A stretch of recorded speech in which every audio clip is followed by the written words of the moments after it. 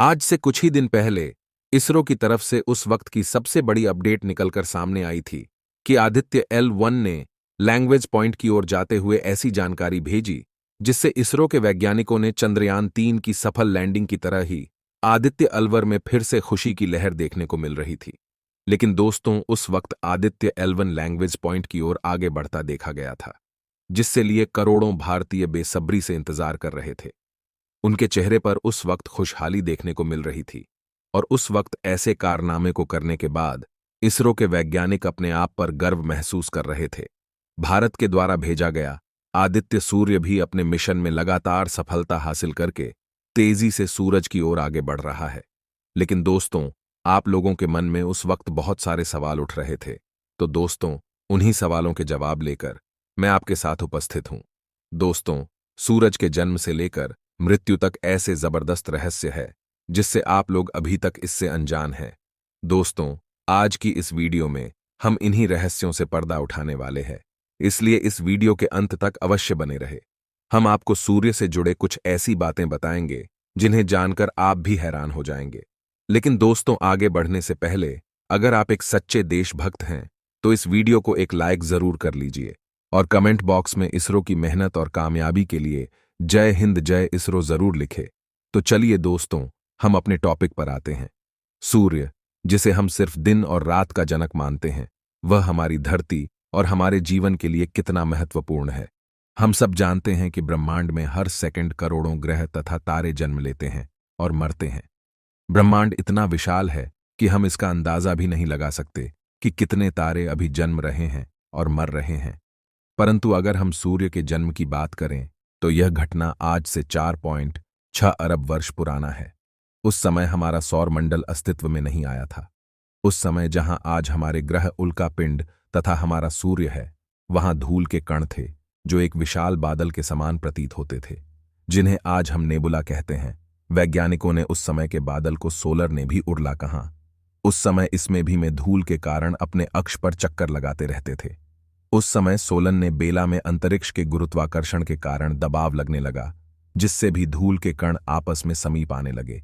बहुत से प्रश्न पूछ जाते हैं कि सूर्य का जन्म कैसे हुआ, सूर्य का निर्माण कैसे हुआ, सूर्य कैसे बनाए, इत्यादि। इन सभी प्रश्नों का उत्तर है गुरुत्वाकर्षण के द्वारा लगने वाले दबाव के कारण जब यह दबाव अत्यधिक हुआ, तब जो वहां मौजूद गैस और धूल के कारण थे, वे सभी सघन अवस्था में आ गए। अब इस अवस्था में भी जो धूल के कारण अंदर चक्कर लगा रहे थे, उनकी सघनता बाहरी धूल के कणों से बहुत अधिक थी। इससे आंतरिक धूल के कणों ने आपस में मिलकर एक गोले का निर्माण किया। अब इस गोले में कई प्रकार की केमिकल रिएक्शन होने लगे। सबसे अधिक इस गोले में हाइड्रोजन तथा हीलियम की फ्यूजन रिएक्शन अर्थात संलग्न क्रियाएं अधिक मात्रा में होने लगी। इस तरह एक तारे का निर्माण हुआ जिसे आज हम सूर्य कहते हैं। अभी जो हम सूर्य देखते हैं उसे ऐसा बनने में 50 करोड़ साल लगे हैं तथा हमारा सूर्य 5 बिलियन सालों तक और चमचमाता रहेगा। दोस्तों, सूर्य को हमारे सौरमंडल का पिता भी कहा जाता है, इसलिए हमारे पूरे सौरमंडल को सूर्यमंडल कहा जाता है। किसी भी ग्रह पृथ्वी, मंगल या फिर बृहस्पति को सौरमंडल का पता नहीं कहा जाता, बल्कि सूर्य ही है, जिसकी वजह से सौरमंडल एडजस्ट करता है।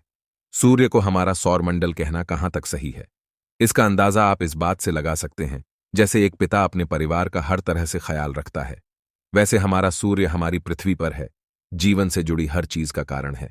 आज की वीडियो में हम आपको सूर्य से जुड़ी ऐसी ही जानकारी देंगे जिसे जानकर आप सचमुच हैरान रह जाएंगे। तो सूर्य हमारे लिए कितना महत्वपूर्ण है, आप सोच भी नहीं सकते। वह हमेशा रोशनी और गर्मी देता है, जिससे धरती पर रहने के लिए एक सुखद और रोशन जगह बनती है।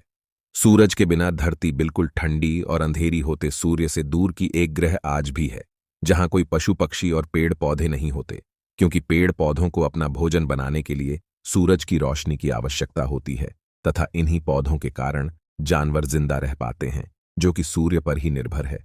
यानी कि मनुष्य का जीवन भी देखें तो वह पौधों पर ही निर्भर है, और यदि पेड़ पौधे नहीं होंगे तो हमें सांस लेने के लिए ऑक्सीजन तक नहीं मिल पाएगी, और सिर्फ कार्बन डाइऑक्साइड की वजह से हमारी पृथ्वी इतनी ज्यादा गर्म हो जाएगी जितना कि आज आप शुक्र ग्रह को देख सकते हैं।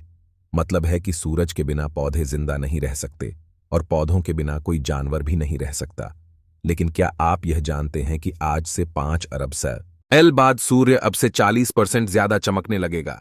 सभी सागर, महासागर और नदियों का पानी जल वाष्प बनकर अंतरिक्ष में और जाएगा। और क्या इस तरह पृथ्वी पर जीवन का अंत हो जाएगा? हमारा पृथ्वी के गुरुत्वाकर्षण के बारे में तो आप सभी जानते हैं कि पृथ्वी के गुरुत्वाकर्षण की वजह से ही हम इस पर टिके रहते हैं। सूर्य का गुरुत्वाकर्षण धरती के गुरुत्वाकर्षण के मुकाबले 28 गुना ज्यादा है। मतलब कि अगर धरती पर आपका वजन 100 किलोग्राम है तो सूर्य पर आपका वजन 2800 किलोग्राम हो जाएगा। धरती की तरह सूर्य ठोस नहीं है, यह सारा का सारा गैस का बना हुआ है। यानी कि सूर्य की ऐसी कोई सतह नहीं है जहां पर हम पैर रख सकते हैं। सूर्य का गुरुत्वाकर्षण इतना ज्यादा शक्तिशाली है कि 6 अरब किलोमीटर दूर स्थित प्लूटो ग्रह आज भी सूरज के गुरुत्वाकर्षण के कारण अपनी कक्षा में चक्कर काट रहा है। यदि सूर्य का गुरुत्वाकर्षण बल इतना मजबूत न होता तो प्लेटो कहीं अंतरिक्ष में खो गया होता।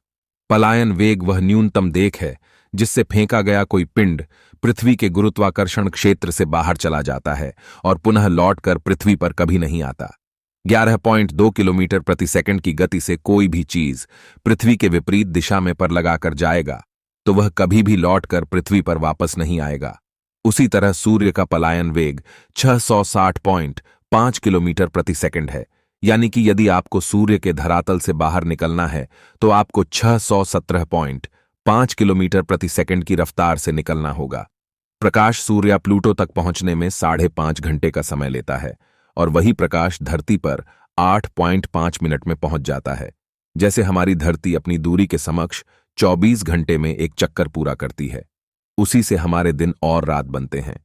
ऐसे ही सूर्य अपनी दूरी के समक्ष 25 दिन में एक चक्कर पूरा करता है।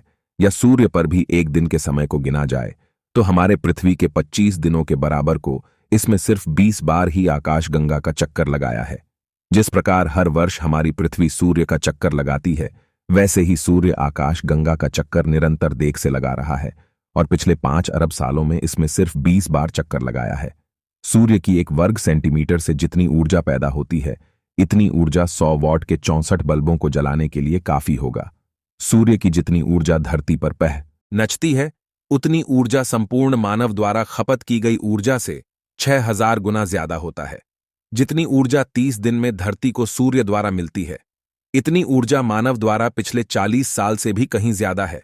अगर मान ले कि सूर्य की चमक एक दिन धरती पर न पहुंचे तो धरती कुछ घंटों में ही बर्फ की तरह जम जाएगी। सूर्य आज सबसे अधिक स्थिर अवस्था में है और अपने जीवन के करीबन आधे रास्ते पर है। इसमें कई अरब वर्षों से नाटकीय रूप से कोई बदलाव नहीं हुआ है और आगामी कुछ वर्षों तक यूं ही परिवर्तित बना रहेगा। 1 अरब 10 लाख साल बाद सूर्य अब से 10% ज्यादा चमकने लगेगा। धरती के वायुमंडल और इसकी नामी अत्यधिक तापमान के कारण अंतरिक्ष में शुरू हो जाएगी। आज से 5 अरब साल बाद सूर्य अब से 40% ज्यादा चमकने लगेगा और सारे सागर, महासागर और नदियों का पानी जल वाष्प बनकर अंतरिक्ष में और जाएगा। इस समय ब्रह्मांड के किसी दूसरे ग्रह पर जीवन पनपना शुरू हो जाएगा। अब से 5 अरब 40 करोड़ साल बाद सूर्य में सारी हाइड्रोजन खत्म हो जाएगी। चाहे दिन हो या रात, आप जब भी कुछ कर रहे होगे तो सूर्य द्वारा छोड़े गए 10 लाख अरब न्यूट्रॉन आपके शरीर से गुजर रहे हो गए। हमारे समस्त सौर मंडल का 99.2% बसंत सिर्फ सूर्य का है। सूरज धरती से करीब 15 करोड़ किलोमीटर की दूरी पर है, लेकिन फिर भी प्रकाश की चाल इतनी तेज है कि सूर्य के प्रकाश को धरती तक आने में केवल 8 मिनट 30 सेकंड का समय लगता है। अगर मान लें कि आप सूर्य की सतह पर रहते हैं तो आपको धरती पर आने के लिए जो रॉकेट तैयार करना होगा, उसकी शुरुआत ही गति 617.5 किलोमीटर प्रति सेकंड की होनी चाहिए। सूर्य की कैपेसिटी 617.5 किलोमीटर प्रति सेकंड है। सूर्य 74% हाइड्रोजन और हीलियम से बना है। बाकी का हिस्सा कई भारी तत्वों से, जिनमें ऑक्सीजन, कार्बन, लोहा शामिल है। सूर्य की बाहरी सतह का तापमान 55 डिग्री सेल्सियस है, जबकि अंदरूनी भाग का तापमान 1,31,00,000 डिग्री सेल्सियस तक है और वहीं इसके बिल्कुल बाहरी आवरण का तापमान भी कई लाख डिग्री सेल्सियस है। दोस्तों, आपको क्या लगता है, क्या सूरज के बिना पृथ्वी पर जीवन संभव है? अपनी राय कमेंट बॉक्स में बताएं।